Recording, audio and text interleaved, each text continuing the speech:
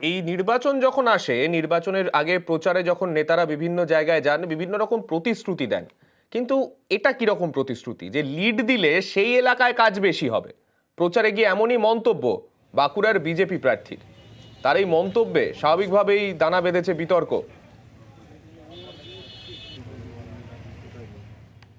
আরো বেশি করে লিড দেওয়ার চেষ্টা করো।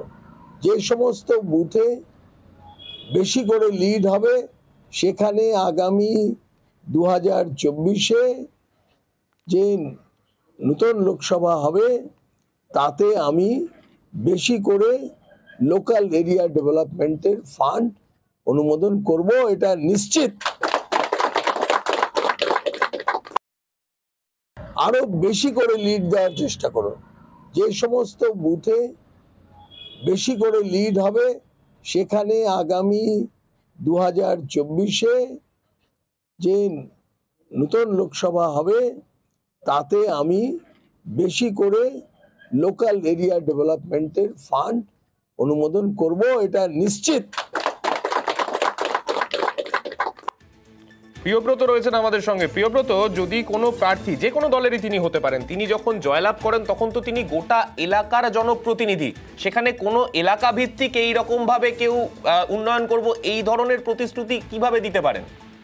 একেবারে স্বামী, তুমি যেমনটা বলছো, যখন তিনি জিতবেন তখন তিনি এমপি হবেন এবং সাংসদ হয়ে সেই এলাকার উন্নয়ন করবে, এটাই স্বাভাবিক ঘটনা। কিন্তু সুভাষ সরকার, বাঁকুড়ার যে বিজেপি প্রার্থী, তিনি তাদের কর্মকর্তা রয়েছেন, কার্যকর্তা, তাদেরকে নিয়ে একটি বৈঠকে ছিলেন গতকাল পুরাবাগান এলাকায়, এবং সেইখানেই তিনি এমন বার্তা দিয়েছেন কার্যকর্তারা যে যত বেশি লিড দিতে পারবে সেই এলাকায় তত বেশি সাংসদ তহবিলের কাজ হবে। এক্ষেত্রে পরিষ্কার যে কিছুটা একটা ইঙ্গিত করতে চাইছেন তিনি, এবং সেটাকেই নিয়েই বিতর্ক শুরু হয়েছে। এবং বাঁকুড়ার তৃণমূল কংগ্রেসের নেতৃত্ব তারা দাবি করছে যে এই ধরনের কোনোভাবে প্রলোভন, ভোট যখন ডিক্লেয়ার হয়ে যায়, নির্বাচন বিধি যখন পড়ে যায়, তখন কিন্তু কোনোভাবেই দিতে পারেন না কোনো প্রার্থী। সেক্ষেত্রে এই নির্বাচনে যেভাবে সুভাষ সরকারের পক্ষ থেকে এই ধরনের প্রলোভন দেওয়া হচ্ছে বা প্রতিশ্রুতি দেওয়া হচ্ছে, সেটাকে নির্বাচন কমিশনের কাছে পৌঁছে দেওয়া হবে, সেক্ষেত্রে তারা ব্যবস্থা নেবে।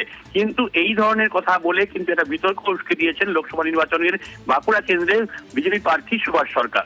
সাগনিক, বেশ, যদিও এই ধরনের মন্তব্য যদি সামনে আসে সেক্ষেত্রে রাজনৈতিক তরজা শুরু হবে না তা তো নয়। স্বাভাবিকভাবেই আসরে নেমে পড়েছে তৃণমূল। সুভাষ সরকারের মন্তব্যের সমালোচনা করেছে তারা। ইলেকশনের আগে কোনো কমিটমেন্ট দেওয়া যায় না, এটা বেআইনি। যে কথা বলছেন বেআইনি। অ্যাকচুয়ালি বিজেপি যে সমস্ত সমর্থকরা, তারা সুভাষ সরকার তাদের সঙ্গে ভালো ব্যবহার করেনি। সে ভোটের সময় ভোট নিয়েছে, নিয়ে বুড়ো আঙুল দেখিয়ে দিয়েছে। কর্মীরাও ওর প্রতি ক্ষিপ্ত। তাই যদি করে তাহলে ওর 25 কোটি টাকা যে ফান্ডেড ছিল সেই টাকাটাই তো খরচা করতে পারেনি, তাতে হিসেবও দিতে পারছে না। ওই জন্য এখন এই করে দেবো, ওই করে দেবো, এইসব প্রতিশ্রুতি দেওয়া যায় না ভোটের আগে। It is illegal. তবে বিজেপি প্রার্থী সুভাষ সরকার, যার মন্তব্যে এই সমালোচনা সামনে আসছে, তার মন্তব্য করার পরে তার কি সাফাই, তিনি কি বললেন, কেন তিনি বলেছেন এই কথা, শোনাবো।